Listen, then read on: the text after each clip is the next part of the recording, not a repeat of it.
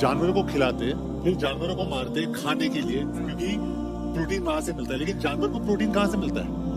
वही घास और पेट से। भाई आप लोगों से रिक्वेस्ट है, हाथ जोड़ के, अगर आप किसी जानवर का कुछ भला नहीं कर सकते, उनको कुछ खिलाने पिलाने को नहीं दे सकते हैं, तो कम से कम ये सब ना करें। वो बेजुबान है और बददुआ बहुत असरदार होती है उसकी, तो ये ना करें आप। मैं आपको कोशिश करूंगा बताने के लिए कि आज की साइंस ये कहती है कि हमारे जिस्म में हमको प्रोटीन की जरूरत है, कम से कम 23 एमिनो एसिड की जरूरत है। यही 23 में से 8 एमिनो एसिड हमारे जिस्म में नहीं बनते। उसके लिए फर्ज है कि ये हमारे खाने में हमें ये एमिनो एसिड मिलना चाहिए। कोई भी शाकाहारी, कोई भी भाजी पाला नहीं है जिसमें आटों के आटो एमिनो एसिड मौजूद है। फ्लैश में, गोश्त में आटो एमिनो एसिड मौजूद है। इसे साइंस कहती है कंप्लीट प्रोटीन, कंप्लीट फूड। आज साइंस ये कहती है कि फ्लैश फूड में, गोश्त में प्रोटीन है, नियासिन है, विटामिन B1 है। इससे सेहत अच्छी बनती है।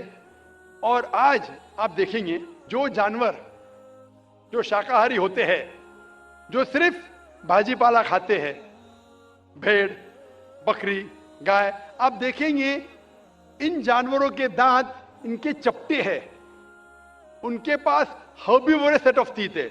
ये सिर्फ भाजी पाला खाते, गोश्त खा ही नहीं सकते। जब आप देखेंगे मांसाहारी जानवर के दांत, शेर बब्बर, चीता, उनके नोकीली दांत होते हैं।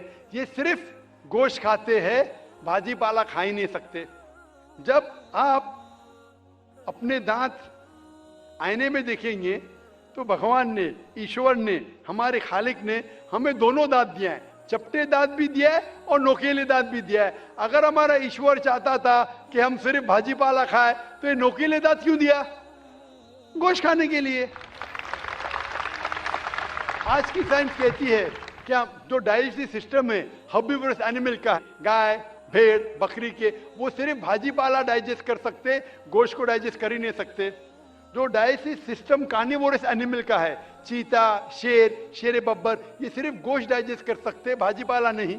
लेकिन हम इंसानों को अल्लाह ताला ने, हमारे ईश्वर ने स्मॉल इंटेस्टाइन भी दिया है, बिग इंटेस्टाइन भी दिया है। हम भाजी पाला भी डाइजेस्ट कर सकते, गोश्त भी डाइजेस्ट कर सकते। अगर हमारा ईश्वर चाहता था कि हम सिर्फ भाजी पाला खाए तो हमें ये डाइजेस्टिव सिस्टम क्यों दिया जो गोश्त को भी डाइजेस्ट कर सकता है?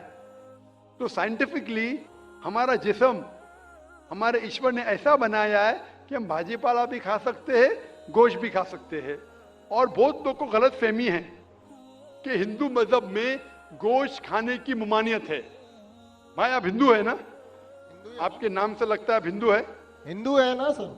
जी हिंदू ही है। आप हिंदू है ना? हाँ बिल्कुल सही। आपके नाम से लग रहा है, आनंद आपका नाम है, आप हिंदू है।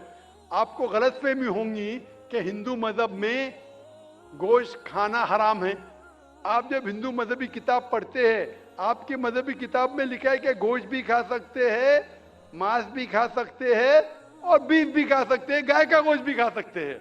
आप जब पढ़ेंगे मनुस्मृति चैप्टर नंबर 5, अध्याय नंबर 5, श्लोका नंबर 30 में लिखा है कि अगर खाने वाले जानवर, अगर खाने वाले मखलूक उस चीज को खाती है जो खाने वाले जानवर है, तो आप कोई गुनाह नहीं कर रहे, क्योंकि ईश्वर ने कुछ मखलूक को बनाया है खाने के लिए और कुछ मखलूक को खा जाने के लिए। Some to eat and some to be eaten. तो अगर आप खाने वाले जानवर खाते हैं तो गुनाह नहीं कर रहे। लिखा है मनुस्मृति में अध्याय नंबर 5 श्लोका नंबर 31 में कि अगर आप पूजा के लिए जानवर को कत्ल करते हैं तो कोई गुनाह नहीं करते। लिखा है मनुस्मृति में अध्याय नंबर 5 श्लोका नंबर 39 और 40 में कि ईश्वर ने कुछ जानवर को बनाया है पूजा के लिए, सैक्रिफाइस के लिए। तो killing in sacrifice is not killing. तो कत्ल करना पूजा में कत्ल नहीं है। तो मनुस्मृति के मुताबिक आप गोश्त खा सकते हैं।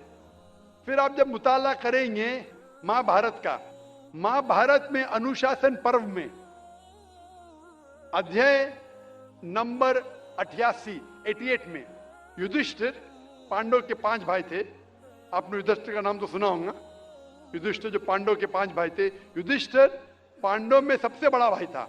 वो पूछता है भीष्म से कि हम यज्ञ में, पूजा में क्या खाना दे ताकि हमारे परदादा खुश होंगे। तो भीष्म कहता है अगर हम यज्ञ में, पूजा में चावल, बार्ली, सेब, भाजीपाला देंगे तो हमारे परदादा 1 महीने के लिए संतुष्ट रहेंगे। अगर हम मछली देंगे तो 2 महीने के लिए, अगर गोश्त देंगे 3 महीने के लिए, अगर खरगोश देंगे तो 4 महीने के लिए, अगर बकरी देंगे तो 5 महीने के लिए, अगर सुअर देंगे तो 6 महीने के लिए, अगर परिंदा देंगे तो 7 महीने के लिए, अगर हिरन देंगे तो 8 महीने के लिए, अगर बैल देंगे तो 11 महीने के लिए, अगर गाय देंगे तो पूरे 1 साल के लिए हमारे परदादा संतुष्ट रहेंगे। 1 साल।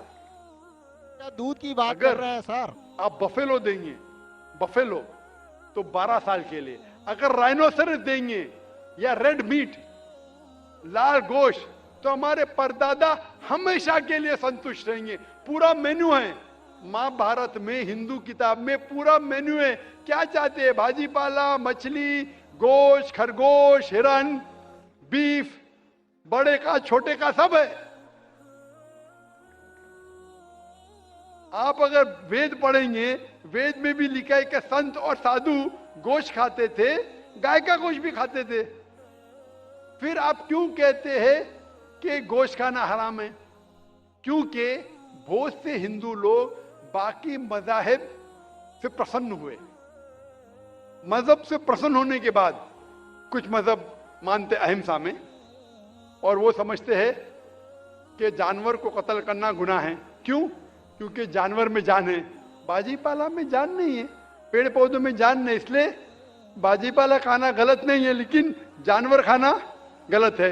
आज साइंस तरक्की कर चुका है और हम जानते हैं कि पेड़ पौधों में भी जान है, तो उनकी लॉजिक जरा बदल गई। हाँ जाकिर भाई, हम जानते हैं पेड़ पौधों में जान है, लेकिन पेड़ पौधे, उनको दर्द का एहसास नहीं है, उन्हें दर्द नहीं होता। पेड़ पौधों को दर्द नहीं होता है और जानवर को दर्द होता है, इसीलिए जानवर खाना बड़ा गुनाह है, पेड़ पौधे खाना कम गुनाह है। आज साइंस फिर से तरक्की कर चुका है। तरक्की करने के बाद अब साइंस ये कहती है कि पेड़ पौधों को भी दर्द होता है, लेकिन उनकी दर्द की आवाज आपको सुनाई नहीं देती। हम इंसान सिर्फ 20 साइकिल्स और 20,000 साइकिल्स के दरमियान फ्रीक्वेंसी में सुन सकते, इसके नीचे, इसके ऊपर नहीं सुन सकते। वो चीखते हैं लेकिन हमें उनकी आवाज सुनाई नहीं देती। तो एक शख्स ने मुझसे सबसे ज्यादा बहस किया और कहा कि जाकिर भाई, मैं मानता हूं कि पेड़ पौधों में जान है, पेड़ पौधे को दर्द होता है, लेकिन पेड़ पौधों में सिर्फ 2 या 3 सेंसेस है, जानवरों में 5 सेंसेस है, इसलिए जानवर का कत्ल करना बड़ा गुनाह है। तो मैंने उससे पूछा कि अगर आपका भाई पैदा होता है 2 सेंसेस कम के साथ, वो सुन नहीं सकता है और बात भी नहीं कर सकता है, गूंगा है और बहरा है, जब वो बड़ा होता है और अगर कोई इंसान उसका कत्ल करता है, तो क्या आप जाके कहेंगे जज से, मिलॉर्ड कातिल को कम सजा दो क्योंकि मेरा भाई गूंगा था, बहरा था, वो सुन नहीं सकता था, बात नहीं कर सकता था? आप तो कहेंगे कातिल को डबल पनिशमेंट दो, मेरा भाई तो मासूम था, ना सुन सकता था ना बात कर सकता था। इस्लाम में 2 सेंसेस लेस और 2 सेंसेस मोर नहीं। इस्लाम में अल्लाह ताला फरमाते सूरह बकरा में, सूरह नंबर 2 आयत नंबर 168 में, 168 में, eat of the good things which Allah has provided you. जो अच्छी चीज आपको आपके अल्लाह ने दिए उसको आप खा सकते हैं। तो आप अगर मुताला करेंगे मजहबी किताबों का और साइंस का, गोश्त खाना कोई गलत नहीं है, और मुझे खुसूसन कोई गिला शिकवा नहीं अगर गैर मुस्लिम, अगर हिंदू गोश्त नहीं खाते, मुझे कोई गिला शिकवा नहीं, क्योंकि अगर सब हिंदुस्तानी गोश्त खाने लगेंगे तो हिंदुस्तान में गोश्त का भाव बढ़ जाएगा। आज महंगाई का जमाना है, पेट्रोल का भाव बढ़ रहा है, सब हिंदुस्तानी गोश्त खाने लगेंगे तो गोश्त का भाव भी बढ़ जाएगा। तो मुझे कोई गिला शिकवा नहीं आप अगर गोश्त नहीं खाते, लेकिन अगर आप ये कहेंगे कि गोश्त खाना गलत है तो आपको आपकी मजहबी किताबों के बारे में नहीं पता है और साइंस का भी नहीं पता है। अगर आप कहेंगे किसी की जान नहीं लेना चाहिए तो आप 2 मिनट भी जी नहीं सकते। हम जो सांस ले रहे हैं ये जर्म्स है, जब उसमें भी जान है, आप सांस लेने से उनका कत्ल कर रहे, तो आप जी नहीं सकेंगे। इस्लाम में यह है कि जो चीज की इजाजत है वो आप खा सकते, जो हराम है उसको नहीं खाना चाहिए।